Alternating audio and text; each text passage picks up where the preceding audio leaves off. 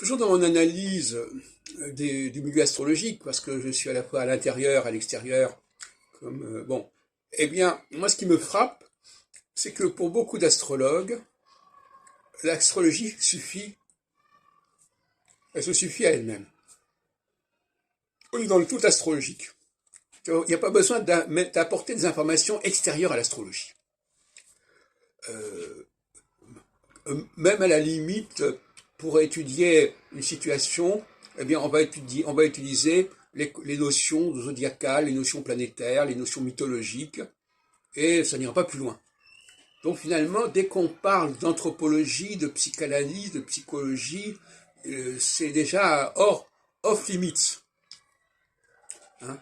Pour beaucoup d'astrologues, être un astrologue, c'est quelqu'un qui croit que l'astrologie, c'est l'alpha et l'oméga. Hein, c'est-à-dire que on a tout est dans l'astrologie, et d'ailleurs pour beaucoup de gens, c'est par l'astrologie qu'ils sont arrivés à une certaine culture. Hein. C'est-à-dire qu'ils ont acquis un bagage par l'astrologie, et tout passe par l'astrologie, et donc par conséquent, même quand par exemple Jean-Pierre Nicolas introduit des notions de représentation, existence, transcendance, c'est déjà un peu beaucoup, parce que c'est des notions qui ne sont pas complètement astrologiques, astronomiques, mythologiques, bien que ils tirent la signification des planètes, de leur vitesse, etc. Bon. En tout cas, moi ce que j'ai remarqué, c'est une espèce de cocon astrologique qui est la base de beaucoup d'astrologues et qui ont beaucoup de mal à s'intéresser à autre chose qu'à l'astrologie, au niveau des concepts, des critères, etc.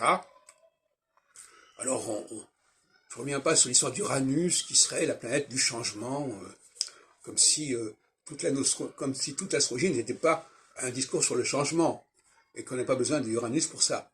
Voilà, donc, bon, moi je ne rentre pas dans ce délire, je dois avouer. Hein.